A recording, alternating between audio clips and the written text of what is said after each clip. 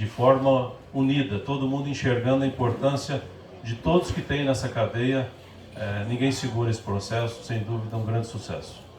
Muito bom. Fabinho, eu acompanhei muito tempo o Neloreio do Matheus, né? Como é que nós estamos hoje? Qual que é a evolução do marmoreio na Nelore? Como que está esse processo? Onde a gente chegou já? Tem mais espaço? Como que a gente está nesse cenário? Roberto, eu acho que o céu é o limite, né? A gente pode, como a Liliane mesmo falou, é uma característica de alta herdabilidade. Quanto mais você pôr lenha na fogueira, mais quente vai ficar. Então, assim, eu sou meio suspeito que a gente trabalha com endogamia. Já o nosso projeto já não é mais um projeto, uma realidade. A gente já está fazendo 20 anos esse ano do Nelore do Golias. E o desafio foi sempre recriar o Golias, recriar esse touro que quando veio em 1962 foi o grande mosca branca, vamos falar assim, para carne de qualidade dentro da raça Nelore. Então, quanto mais a gente fixasse essas características, tivesse mais vezes Golias, estaria subindo o nível de marmoreio.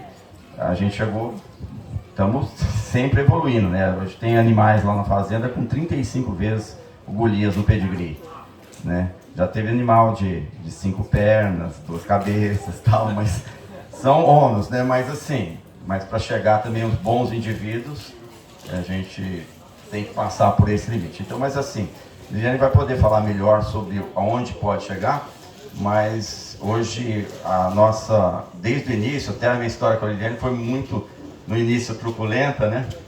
E eu sempre muito desconfiado, ela ia passar ultrassom, teve vezes que eu pus a vaca 2, 3 vezes, ela repetiu, sem ela saber. Para mim, ela realmente é verdadeira essa informação. Ela sabe disso, né? Eu matei o touro.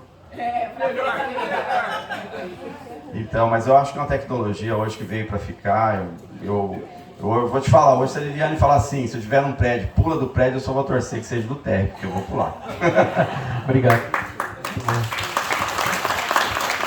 Beto, o melhoramento do Nelore, ele vem porque, por a gente estar dentro da cadeia produtiva, e já tem essas ferramentas de cruzamento, grandes sistemas de produção com boa alimentação, o que chega lá na frente e você controla tudo e não te dá uma padronização de carne, porque quando a gente fala em carne é muito diferente de falar em boi, né? É a peça, é essa imagem que eu mostrei para vocês.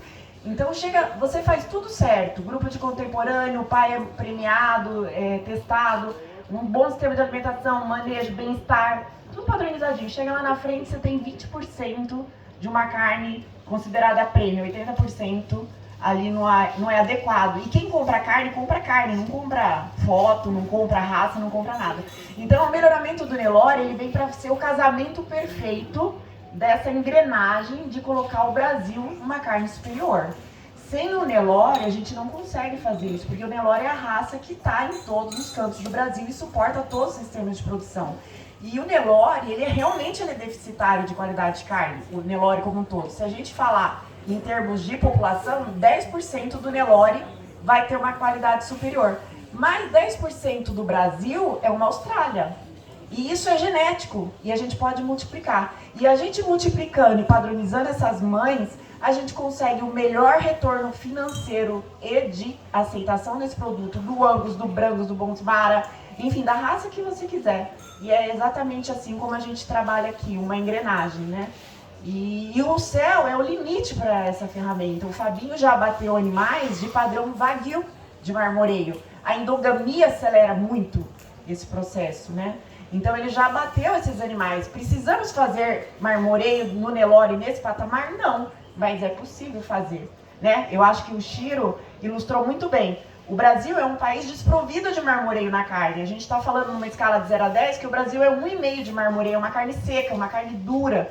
Por isso que a gente é considerado commodity no mundo inteiro. Mas se a gente migrar para o 3, 3,5 de marmoreio, não é visível, mas é macio.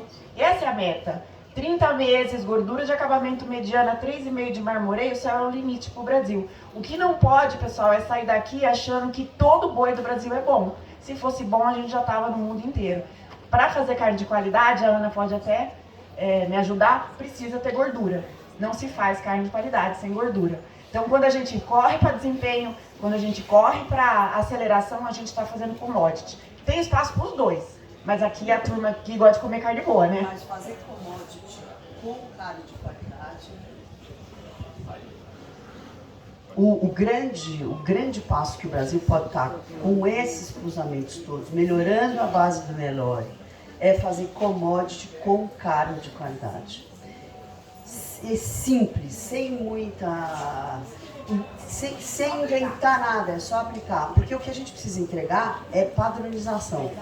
Além de ver o marmoreio, que é super importante, o sabor tem que ser diferenciado, e isso o marmoreio dá, mas também você tem que ter a maciez da carne garantida. Porque o que acontece é que quando você come a carne de qualidade num lugar, você não esquece que você quer comer de novo.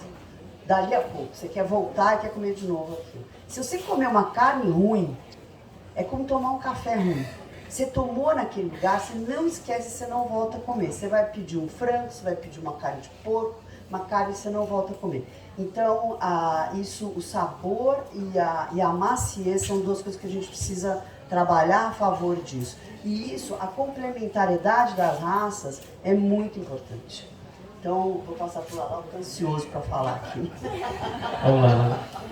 Não, eu acho que tudo que comentou, existe a nossa verdade aqui, nós que somos produtores de genética. Mas acho que a mensagem do pecuarista, né, é cuide da sua matriz. E escolha o touro que você vai cobrir a sua matriz. Por quê? Não adianta a gente, tem um baita matriz, todo um marmoreio e tal, vamos usar o boi de boiada daquele nosso vizinho ali, né? Só que esse cara não mediu. A obrigação dos criadores, do vendedor de genética, porque não vende touro, nós não somos vendedores de touros, nós somos vendedores de genética melhoradora. E não é para fazer pista, boi de bonitão, não. É para produzir carne de qualidade. E todo mundo, com facilidade, gente, consegue produzir com qualidade. Carne de qualidade. Mas, atenção às matrizes. Acho que é essa a mensagem. Não adianta você falar assim, agora o mote agora é precocinha. Todo mundo querendo fazer precocinha. Não é isso, gente. Não é isso, não adianta a gente andar como rebanho, vamos atrás de quem está fazendo a precocinha. Lógico, o giro é importante, a velocidade, o custo cabeça a dia, é importante dentro do bottom line da propriedade, sim, mas cuidem das matrizes. E tem ferramentas, o Cemex está aqui nos patrocinando, acompanhando, eles têm, Tatiana está aqui, o serviço que eles fazem com o SEME, gente, acreditem nessas empresas que vendem informação, dados. Tem que confiar em dados. Então é medir para controlar e controlar para melhorar. Essa acho que é a mensagem, né? Muito bom. Ana, rapidinho, depois eu quero passar para o Roberto. Pode? Rapidinho também. Só para que vocês, para ilustrar um pouco do que é esse mercado e quanto as diferenças e comunicar. Nossa. E comunicar essas diferenças é importante. A Liliane falou muito bem sobre a questão da gordura inicial ali, a gordura como o essencial para que a gente construa essa qualidade, né? Falando em carcaça, que é o nosso chão aqui. Essencial. Se tu não tem acabamento, rasga os diplomas, volta para casa, volta para o útero da mãe e vai começar a trabalhar de novo. Não adianta nada. Então temos que ter acabamento, temos que ter padronização, temos que ter continuidade e temos que ter comunicação disso. O ano passado eu tive a oportunidade, graças ao Ministério da Agricultura, acompanhando uma missão do Ministério a Abu Dhabi, numa feira de alimentos, onde a presença ali de expositores com carne era muito grande. Lá em Abu Dhabi, teve ainda a missão da CNA, onde a gente andou por vários supermercados, redes de varejo grande, alto poder aquisitivo, Abu Dhabi, condomínios, etc. Chegando numa delas, na primeira, direto na gôndola da carne, eu, né, reto lá na gôndola da carne. Cheguei, carne brasileira do dia a dia, dizia bem assim, carne brasileira dia a dia. Todos os cortes do Brasil, carne brasileira dia a dia. Contrafilé brasileiro do dia a dia, 58 dirhams. 58 dirhams vezes 1,5, para a gente ter esse valor em real. Do lado estava a carne australiana. Contrafilé Angus australiano, grass-feed, sem hormônios. 260 dirhams. Nós comunicamos que a nossa carne é sem hormônios? Tinha alguém que falar a verdade? Mas a questão existe um reconhecimento. Eles comunicam. Eles falam. A carne brasileira não tinha nada. A carne brasileira é a carne brasileira do dia a dia. É o bife para passar na chapa e comer. Mais ou menos assim. Leve para casa, passe na chapa, grelhe e acabou. Ali existia comunicação. A questão do verdade, aí, né, claro, mas nós não comunicamos. Nós falamos do nosso sistema, nós falamos do que é, se é um animal jovem, se é um animal precoce, qual é o grau de acabamento, nós falamos se é sem hormônio ou não, nós não falamos, nós nos omitimos. Entrar nesse mercado, hoje nós conseguimos entrar, hoje temos uma presença importante, foi-se entrando, sabe? Porque é um mercado de leões, um mercado de alta qualidade internacional, dá a vida, dá o sangue, todo mundo se mata. Em alguns cortes, o valor é o dobro da tonelada. A média é 7, se consegue fazer em 14 mil dólares a tonelada. Então, é um mercado extremamente disputado. Estados Unidos, Austrália, Argentina, que está mal das pernas, Uruguai, fechou aí. Mas comunicam. E nós, como muito bem tu falaste, produzir o commodity com qualidade, mas a gente tem que comunicar isso. A gente tem que ter um respaldo por trás de cadeia produtiva que nós vamos fornecer este produto com este padrão da mesma forma sempre. Porque isso tem valor para o consumidor. Ele comer uma vez uma marca, muito boa, excelente. Volta na segunda, tá mais ou menos. Vai na terceira, não dei sorte. Não caí no sorteio do bife. Não compra mais.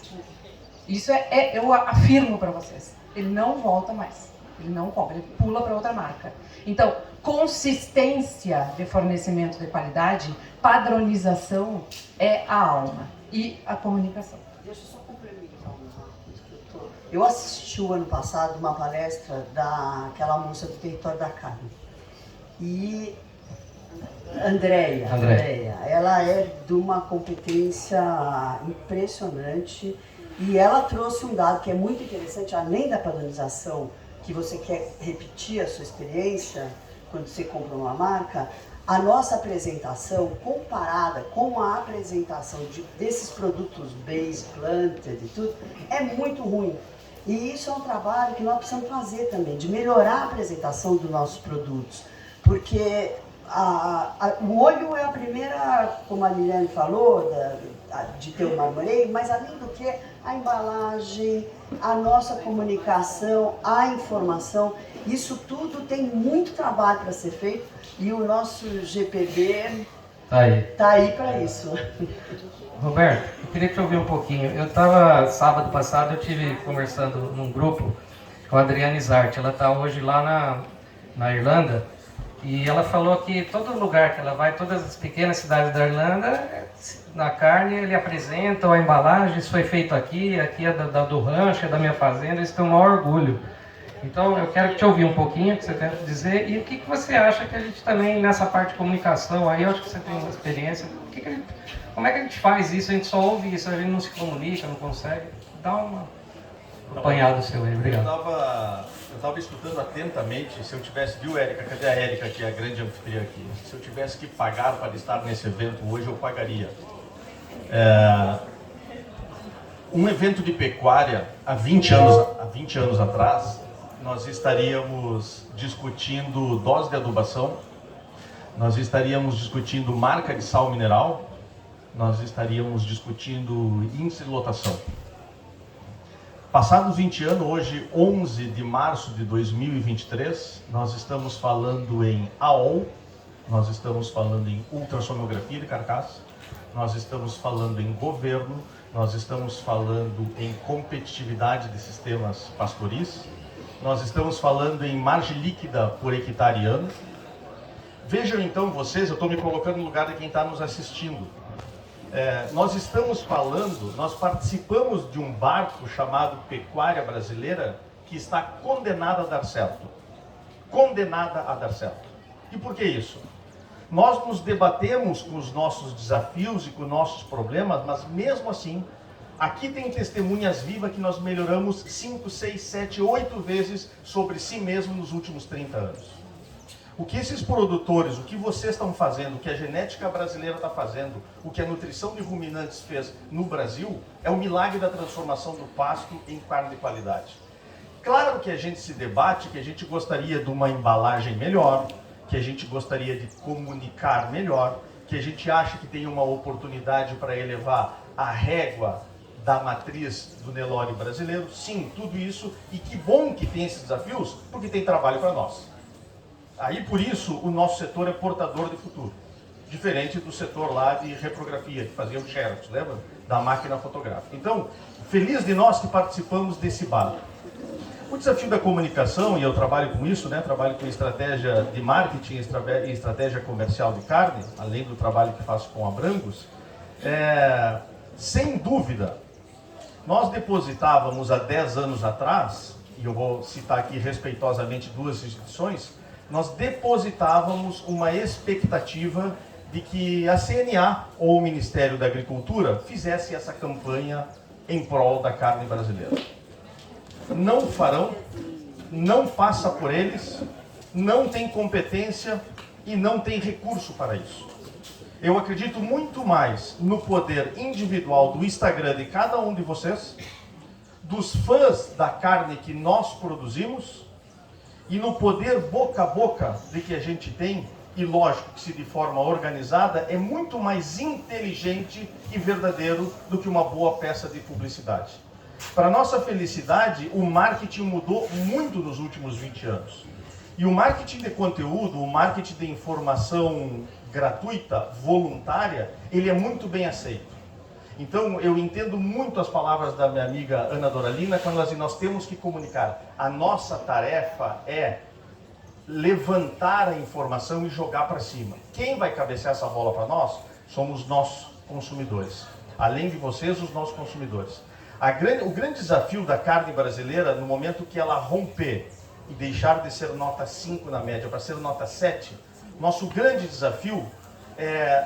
Muito mais do que fazer consumidores, nós precisamos fazer fãs. Quando a gente fizer fã do nosso produto, quando nós tivermos pessoas que se prestam a voluntariamente promover o nosso trabalho, isso está promovendo a cadeia de ponta a ponta. Desde a dose do sêmen, a cultivar de pasto, o ultrassom da Liliane e o trabalho de todos nós. Já foi verdade, e eu não vou fugir da tua primeira pergunta, já foi mais verdadeiro que na França, na Itália, sobretudo esses 2 países, na Escócia também, se identificava e se rastreava, se colocava informações de originação da carne na gôndola. E isso sim era uma exclusividade deles. Felizmente, com a globalização, com a viagem, com a missão técnica, inclusive o brasileiro está aprendendo isso. E nós temos várias iniciativas no Brasil, eu trabalho com 4 delas, que tem iniciativa de semana a semana informar que lote que está sendo abatido ali, quem é o produtor, como é que é a família dele, aonde que fica, qual é a característica produtiva daquele sistema de produção que originou isso. Nós temos aqui, eu estava mostrando o seu Chilo, falei para a Liliane aqui, a carne que nós vamos comer hoje veio de Belém do Pará, da Fazenda Carioca, animais brancos em cima de fêmea F1, Angus Nelore. Eu posso dizer, está aqui a informação no meu celular, isso seria legal dizer para vocês depois que vocês provarem. Animais que deram 57% de rendimento de carcaça, fêmeas que deixaram R$ 1.593 de lucro por cabeça para este produtor, com 79 de AOL, com 12, se eu não me engano, 10, agora me faltou o número aqui, 10% de espessura de gordura, enfim. Está aqui, essa falta de informação ou de insumo, de munição, já foi maior. Felizmente, os bons projetos estão fazendo cada vez reverberar mais. Eu entendo, então, para fazer um resumo, de que o que a gente está testemunhando nesse nosso debate, num sábado, em março, no interior de São Paulo, é que quem quiser estar no negócio pecuário precisa se dar conta que nós chegamos definitivamente naquele dia que há 15 anos atrás se falava, só vai permanecer no futuro os profissionais. Este dia chegou, independente de estar seco no sul do Brasil, ou estar cheio d'água aqui no centro-oeste, ou estar este governo no país. O que na verdade está acontecendo é que só existe lugar para os profissionais. E os profissionais passam por tecnologias e conhecimento como esses que foram falados aqui. Eu queria aproveitar a fala do Grecelê. A maioria, boa parte pelo menos, dos pecuaristas aqui presentes são pecuaristas comerciais. E às vezes fica um pouco distante pensar em como o pecuarista comercial pode acessar isso tudo, acessar toda essa tecnologia para dar esse salto, para melhorar a matriz, por exemplo. E aí eu queria que a Liliane falasse um pouco do projeto que a DGT está fazendo aqui na Fazenda do Engenho com a Érica, que é uma pecuarista comercial e que tem uma intenção, ela se atentou, né, para todas essas questões e ela está trabalhando para melhorar as matrizes. Então eu queria que a Liliane falasse um pouco disso e, se possível, depois a Érica pode complementar, né? Bom, pessoal, até tem uma revista que a Mara que fez a reportagem, uma revista Nelore, acho que está disposta ali numa mesinha ali ao lado direito. E se quem puder, quem se interessar por esse trabalho, está bem descrito lá. O que a gente faz, né, com o uso da tecnologia do gado comercial? A Érica nos chamou aqui. Nós passamos ultrassonografia de carcaça, nós medimos todas as matrizes da propriedade. Então nós sabemos exatamente aqui qual é a matriz que tem a maior área de odilombo, a maior espessura de gordura, o maior marmoreio. Dividimos em 4 classes de acasalamento e fizemos o seguinte: as melhores matrizes da fazenda, elas vão ser inseminadas com Nelore.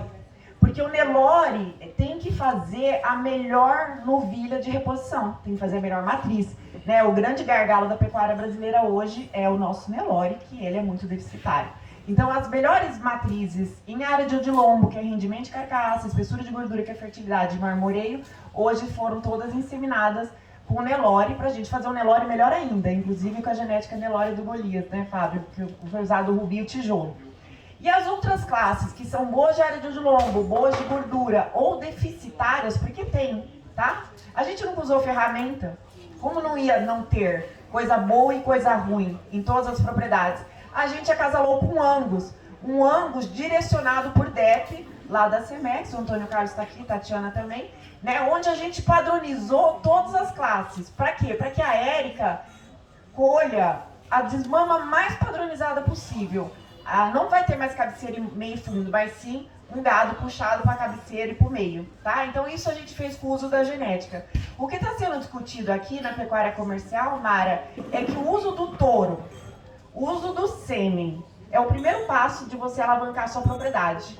E essa aceleração é o que o Chiro até me lembrou aqui, que usar um sêmen de um touro melhorador para essas características vai te dar o dobro da lucratividade mensurada no seu sistema de produção.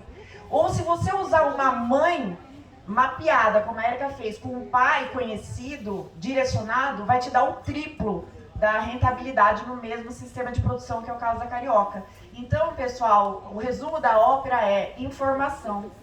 Para qualquer pecuarista aqui, saber o que vai usar, o indivíduo que vai multiplicar e onde quer chegar, vocês vão ter mais retorno financeiro, independente do cenário econômico e de onde a gente possa estar daqui 2, 3, 4 anos, né? A pecuária agora, como você falou muito bem, ela é para os profissionais, né? Ela deixou de ser aquela pecuária da quantidade. Isso aí. Eu vou falar um pouquinho. Então, e a partir desse momento que a gente começou, eu vou em vários dias de campo, viajo, tive o prazer ano passado ir lá no Seu Chiro, muito antes, várias vezes no Nelore do Golias, e eu meio paquerando isso, mas achando, nossa, isso é muito grande e tal. E lá depois do Seu Chiro, ficaram na minha orelha. Eu falei, então tá, vamos topar e vamos fazer esse projeto. Então, a partir do ano que vem, deve nascer esses indivíduos aqui com toda essa tecnologia. E é isso que a gente está aguardando, porque eu acredito que se a pecuária não se atentar para essa qualidade de carne, nós não vamos pôr lá fora uma etiqueta bacana e ter valor agregado. Nós vamos ficar fazendo boi de commodity até quando?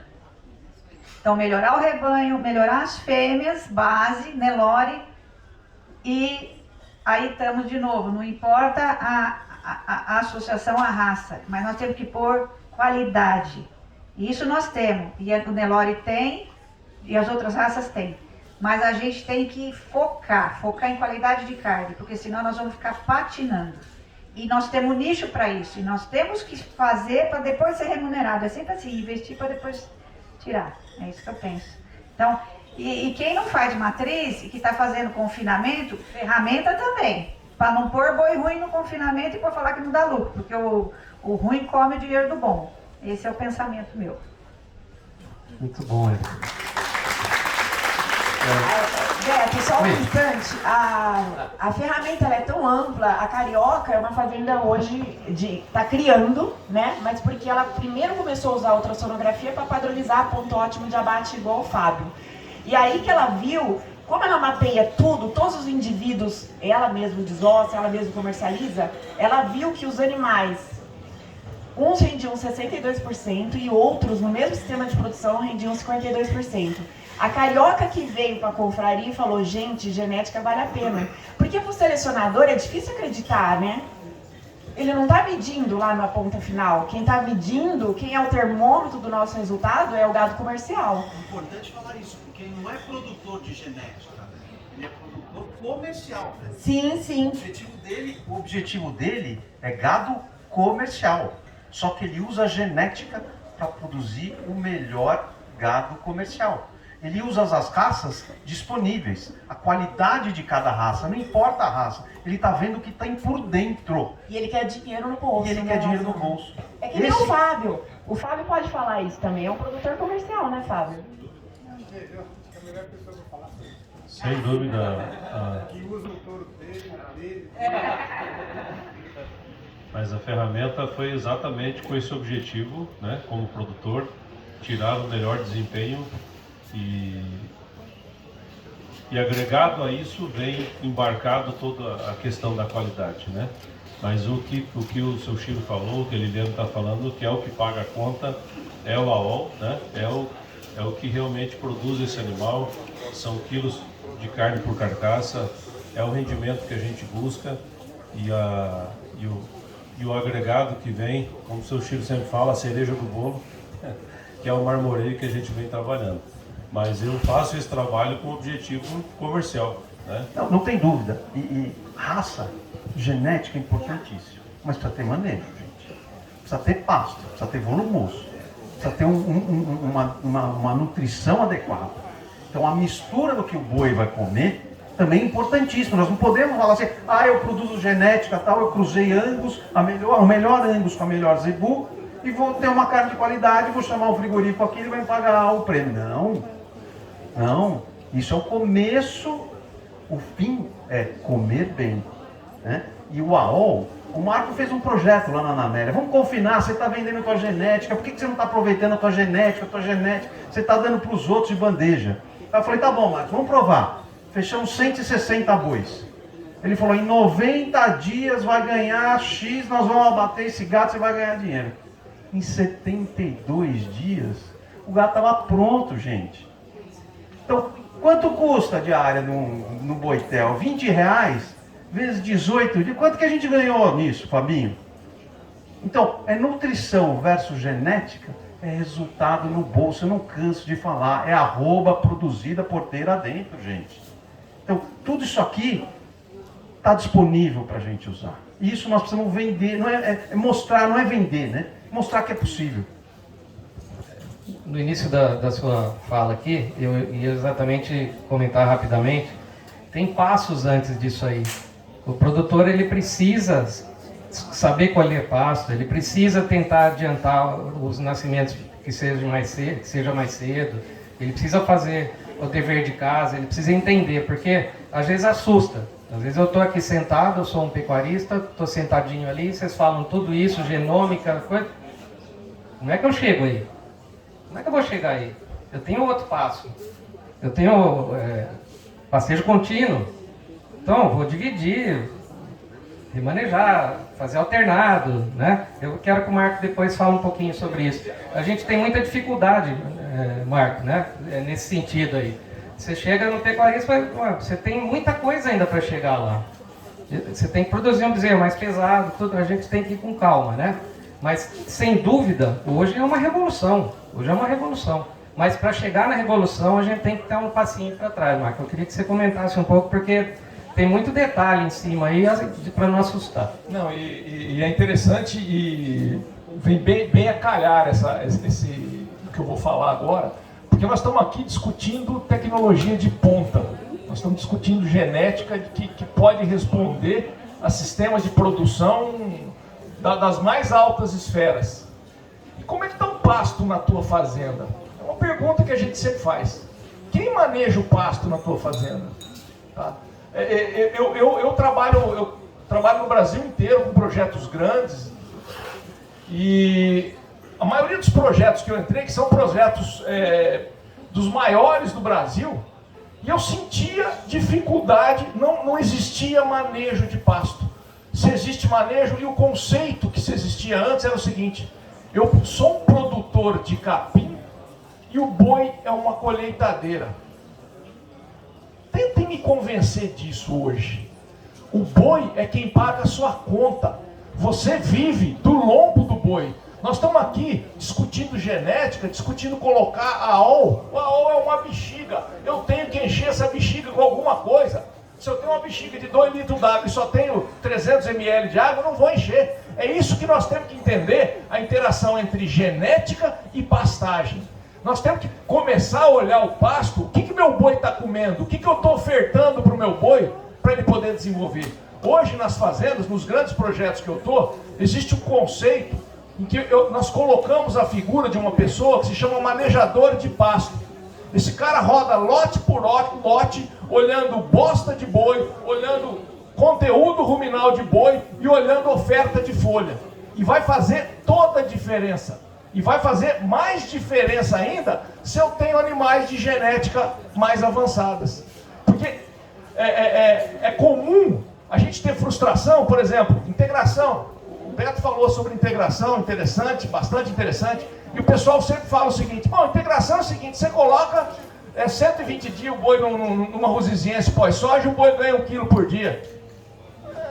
Não está sendo bem assim as informações que a gente está entendendo. Por quê? Nos primeiros 60 dias, o que acontece? O cara vai lá, planta a soja dele, colheu a soja, aquela pauleira para fazer colheita de soja, aquela loucura, o cara larga a família em casa, fica na fazenda, mora na fazenda, enfim, colheu, ele dá aquela relaxada, planta o capim e dá aquela relaxada.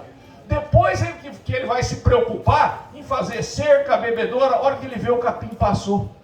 Você já perdeu o momento de oferta. Você está com capim taludo, com pouca folha, o boi vai lá em 10, 15, 20 dias, come aquela folha, e o teu desempenho lá no fim, nos primeiros 30 dias é 1 quilo. Depois passa para 500 gramas, depois passa para 300 gramas. A hora que você vê a média dos 120 dias é 600 gramas. Ou seja, eu volto a falar, nós temos que andar para frente, nós temos que usar tecnologia de ponta sim, mas nós temos que dar condições para que a gente tenha produção. Hoje, a gente vê o seguinte: confinamento, depende de cada região, mas a média do custo de uma arroba num confinamento vai variar aí de 230, 250 reais, 260 reais, acho que mais ou menos vai estar nesse eixo. Uma arroba produzida a pasto, na recria, com eficiência, ela pode chegar a 100 reais. E é aqui que nós vamos ganhar nosso dinheiro. Se você pegar um bezerro desmamado de 7 arrobas, botar 6, 7 arrobas na recria a 100 reais, você chega com boi barato no confinamento e você tem margem, ou seja, já fez margem no teu boi para ganhar dinheiro. E é aqui que nós temos que focar, é na recria. E a recria nós só vamos ganhar dinheiro se a gente pensar em priorizar pasto. Eu tenho uma fazenda, inclusive eu estou indo nela agora, segunda-feira, em que nós temos um acompanhamento de GMD global, ganho médio diário global, de todos os animais, na faixa aí de 15, 20 mil bois. Nós saímos de 334 gramas por dia, água seca, e nós estamos em 584 gramas por dia. Sabe o que isso significou em dinheiro? Só para mostrar para vocês, um custo por arroba produzida de R$ 177 reais, passou para 118, 117 reais por arroba produzida na recria. Isso é dinheiro no bolso, gente. Isso é valorizar a genética que nós estamos botando aqui. Não se investe em genética e a tua base está podre. Então, a primeira coisa que que eu queria só para deixar a lição e não prorrogar muito. O que acontece? Pasto nas fazendas não é prioridade. Mês de vacina, tá todo mundo na vacina, não muda o boi de pasto. Mês de qualquer atividade que tem no curral, o pasto fica relegado a segundo plano. Tenta deixar na propriedade de vocês alguém responsável pelo manejo, pela oferta dos bois do seu animal, para que ele possa ter desempenho. Não se paga a conta, o que eu tenho como número interessante, não se paga a conta em fazenda com menos de 550 gramas de ganho médio diário no ano, que o boi tem que ganhar por dia durante um ano. Se ele ganhar menos do que isso, a tua propriedade produzir menos do que 10 arrobas por hectare ano, é igual aquela soja que custa 47 e você colheu 45. Perdeu dinheiro. Nós só vamos começar a ganhar dinheiro com pecuária na hora que a gente tiver os números na mão e na hora que a gente tiver a fazenda na mão e a oferta que a gente vai fazer. Isso é muito importante. Tá? Então, só para finalizar, olhem para a base, porque comida boa e genética boa, resultado bom. E 80% da genética entra pela boca, a gente sabe disso. Perfeito, Marco. É isso aí. Você fala, já pensou? Você já imaginou os 4 meses, 120 dias, você colocou o gado, você comprou ele, aí você vai bater aonde? Vai começar a entrar para gradear a população, como é que você vai fazer? A gestão é importante, né? A gente vai abrir agora para perguntas, né?